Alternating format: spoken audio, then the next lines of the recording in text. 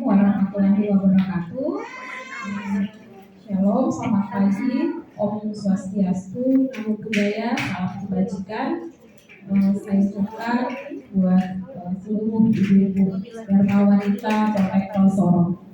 Sebelum saya memulai pemaparan saya ucapkan terima kasih sebelumnya buat kesempatan yang sudah diberikan kepada saya dari Ibu Ketua Dharma Wanita, Ibu Wakil Ketua, Ibu Benat, dan juga ibu-ibu yang sudah hadir pada saat ini. Dan ini merupakan kehormatan buat saya karena saya diizinkan untuk menyampaikan materi pada hari ini. Dan sebagaimana kita tahu di tanggal 25 Januari ini merupakan Hari Gizi Nasional, sehingga saya diminta untuk menyampaikan materi mengenai gizi seimbang. Ya.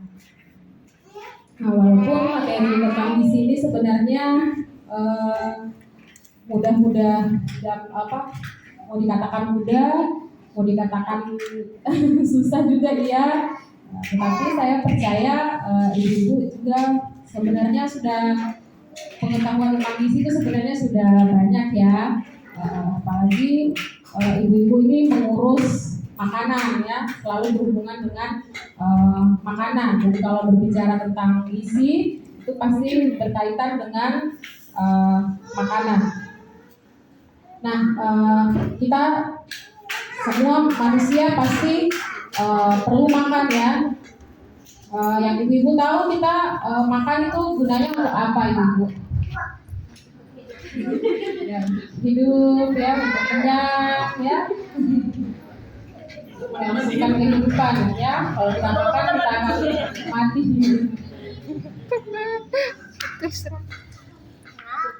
Nah ini makanan itu ada berbagai substansi yang organik maupun yang tidak organik. Organik yang kita makan dan masuk di dalam pencernaan kita yang dapat menghasilkan membangun dan memperbaiki jaringan-jaringan di dalam tubuh, terus kemudian memberikan kita itu energi ya, dan memperbaiki proses regulasi tubuh, biasanya dikenal dengan metabolisme tubuh seperti itu.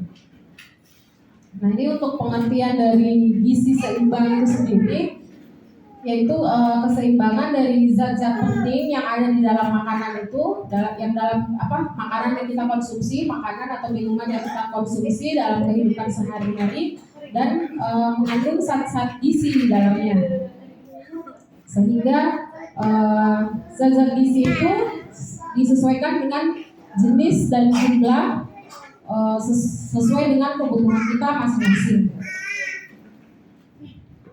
Nah, ini piramida dari gizi seimbang. Kalau dulu kita kenal dengan di situ kita kenal dengan sebutan 4 sehat 5 sempurna. Sekarang sudah menjadi gizi seimbang, ya. Dan di mana di sini piramidanya mulai dari makanan pokok, sayuran, buah, lauk pauk, dan yang paling atas itu batasi gula, garam, dan minyak. Dan di piramidanya itu sudah ada takaran-takarannya gitu, setiap 3-4 porsi makanan pokok, sayuran 3-4 porsi. Jadi kalau dulu piramida yang 4 sehat 5 sempurna itu kan bentuknya kerucut gitu ya.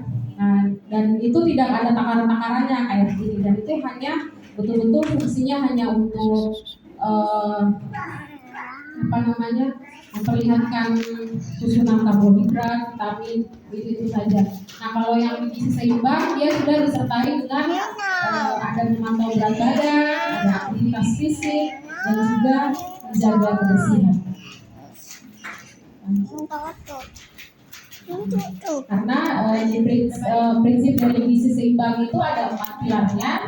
Yang pertama, pentingnya pola hidup aktif dan berolahraga. Ibu sini juga sudah mulai rajin berolahraga ya. Kemudian konsumsi makanan dengan beraneka ragam. dan menerapkan pola hidup bersih dan sehat, kemudian menjaga berat badan yang ideal. Mungkin yang menjaga berat badan ideal ini yang sangat berat untuk kita semua ya. Terima kasih. Dan ini perlunya dari makanan gizi seimbang. Yang seperti tadi sudah dikatakan, dia ada 3 fungsi dari guna makanan itu sendiri ya. Terlepas dari untuk melangsungkan kehidupan, dia mempunyai 3 fungsi, yaitu sebagai sumber tenaga yang bisa didapatkan dari karbohidrat dan lemak. Itu bisa didapatkan dari nasi, ketela, singkong ya. Jadi buat ibu-ibu yang mungkin selalu mengatakan ini diet dan tidak mau makan nasi, nah ini ingat bahwa karbohidrat itu menjadi sumber tenaga. Jadi kadang ada yang nggak mau makan nasi sampai lemas. Nah alasannya karena karbohidratnya itu menjadi sumber tenaga. Jadi harus tetap memakan makanan yang mempunyai karbohidrat. Dan kemudian fungsi yang kedua sebagai sumber pengatur yang bisa didapatkan zatnya itu vitamin dan mineral yang terdapat pada sayur-sayur dan buah. Kemudian fungsi yang ketiga sebagai sumber pembangun yaitu zat protein yang terdapat di lauk pauk. Jadi zat pembangunnya itu untuk pertumbuhan dan menggantikan sel-sel yang rusak. Ini ya yang kayak tadi zat tenaganya dari karbohidrat, terus zat pengatur sayur dan buah, kemudian zat pembangun dan ya zat pembangun dari lauk pauk. Ini ada beberapa faktor yang mempengaruhi penyusunan gizi seimbang. Jadi misalnya ekonomi. Jadi walaupun kita katakan harus makan beraneka ragam, di gizi seimbang itu prinsipnya harus makan beraneka ragam. Tetapi kadang tergantung ekonomi. Jadi kadang ada yang mungkin tanggal 2 jadinya cuma makan nasi, habisnya makan dengan mie, jadinya tidak ada zat-zat lain yang didapatkan. Terus sosial budaya itu juga biasanya tergantung ya, masing-masing budaya itu kadang ada yang berbeda-beda di daerah. Di suatu daerah ada yang bapak itu harus budayanya itu kayak laki-laki atau bapak harus makan lebih dulu, terus nanti terakhir baru ibu dan anak. Nah kayak gitu yang mempengaruhi akhirnya tidak ada gizi seimbang. Jadi anak dan istrinya kekurangan gizi, bapaknya yang kelebihan. Nah untuk faktor yang ketiga kondisi kesehatan. Jadi misalnya kayak ada penyakit-penyakit tertentu yang membatasi untuk tidak memakan itu juga kadang memakan makanan sesuatu itu juga termasuk mempengaruhi faktor gizi yang seimbang. Kemudian tingkatan umur, jadi setiap umur anak-anak, untuk anak-anak bayi, balita hingga dewasa, untuk kebutuhan gizinya itu juga berbeda-beda. Kemudian ini berat badan, ya yang kalau dia sudah obes, tidak mungkin kita pasti dia harus mengatur untuk pola makannya seperti apa supaya berkurang, ataupun kalau misalnya dia kurus atau anak-anak yang kekurangan berat badan, pasti kita harus atur lagi makannya itu bagaimana supaya gizinya itu tetap seimbang. Kemudian dari aktivitas, ya jadi kalau kita aktivitasnya kurang, makannya juga harus seperti apa, jangan makannya banyak sekali terus ternyata aktivitasnya kurang, jadinya tidak seimbang lagi ya. Kemudian dari kebiasaan makan, ada juga yang makan mungkin cuma 1 hari 1 kali seperti itu, atau makannya itu lebih suka ngemil kayak gitu. Itu juga mempengaruhi gizi ya, mempengaruhi gizi seimbang dan ketersediaan pangan setempat. Tapi saya rasa kalau di Sorong ini makanan udah terjangkau ya. Ini ya tadi sekilas perbedaan dari 4 sehat 5 sempurna dengan gizi seimbang. Jadi kalau 4 sehat 5 sempurna isinya itu makan nasi, lauk, sayur, buah, dan minum susu. Tapi kalau gizi seimbang itu makanannya beraneka ragam kayak tadi di gambar tadi dan dilengkapi dengan menjaga kebersihan, aktivitas fisik dan mempertahankan berat badan normal.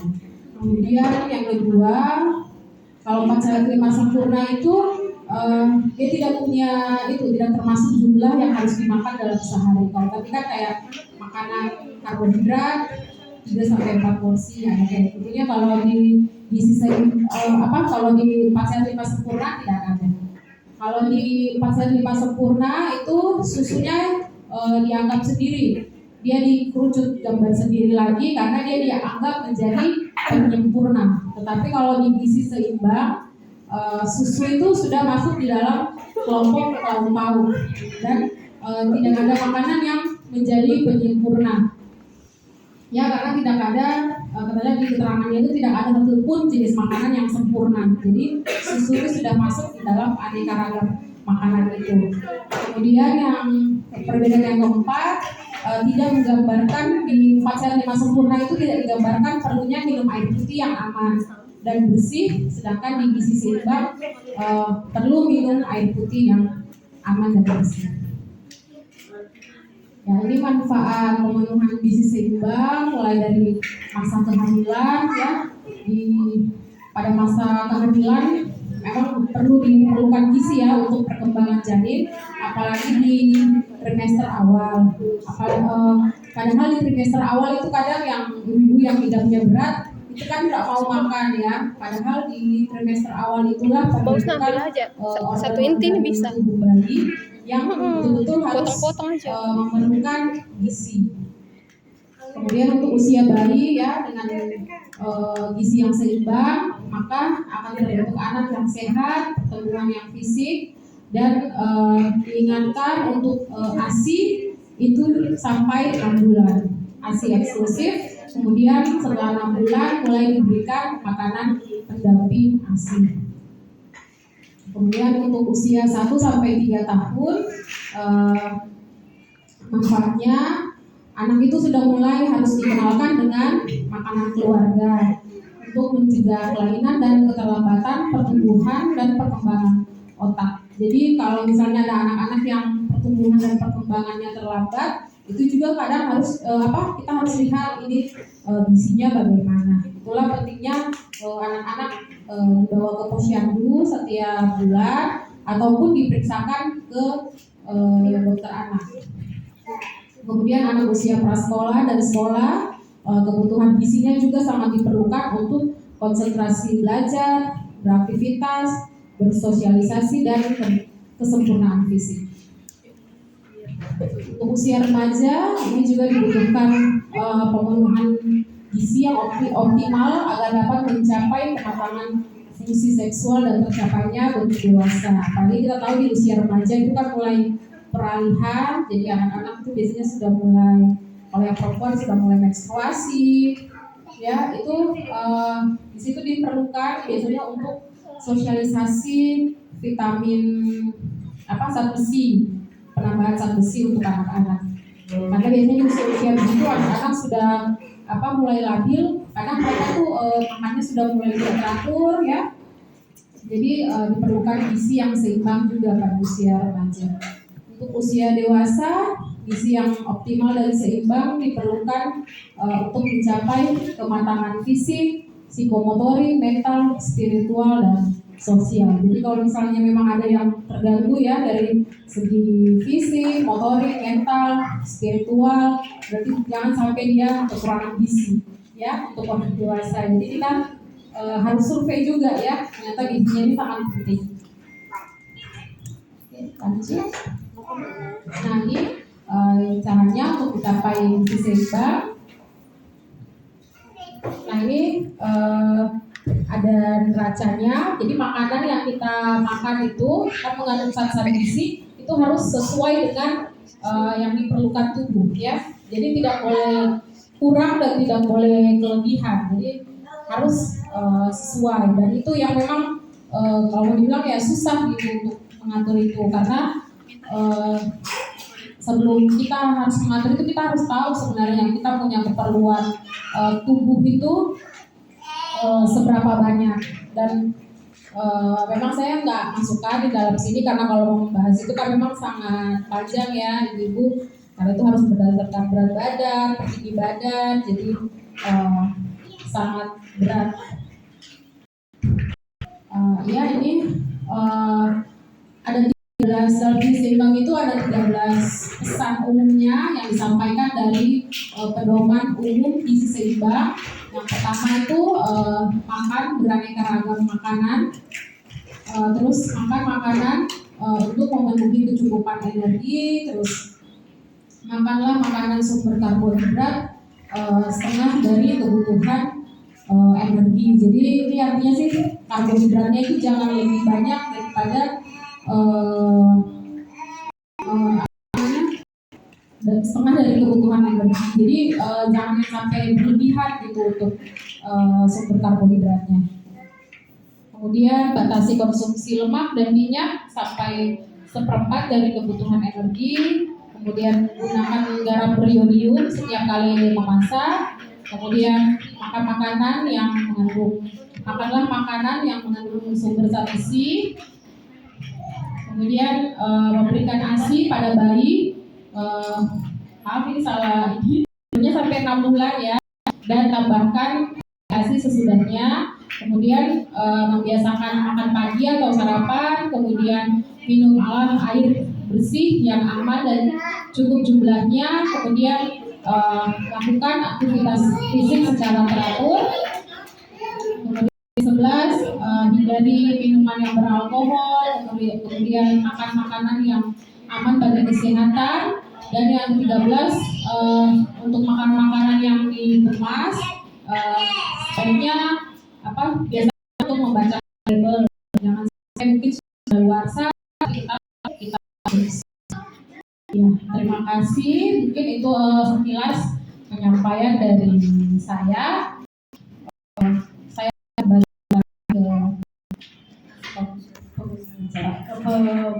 pembahasan. Terima kasih. Terima kasih kepada narasumber